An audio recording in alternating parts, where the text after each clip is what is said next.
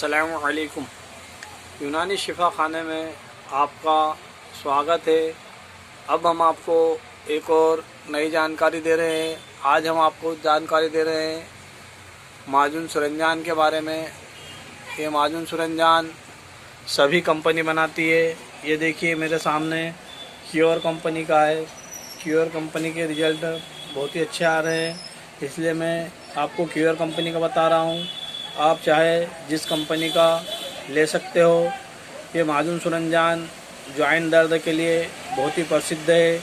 आपके घुटनों में दर्द हो, कमर में दर्द हो या किसी भी जॉइंट में दर्द हो, हाथ पैर में सूजन आ जाती हो, इन सभी पर बहुत ही अच्छी काम करती है यह दवा। ये गठियाबाई के लिए बहुत ही अच्छे रिजल्ट देती है। तो वीडियो को ज़्यादा लंबी ना करते हुए इसकी कीमत की बात बता दूं मैं आपको। तो इसकी कीमत देखिए 125 ग्राम की 85 रुपये की है।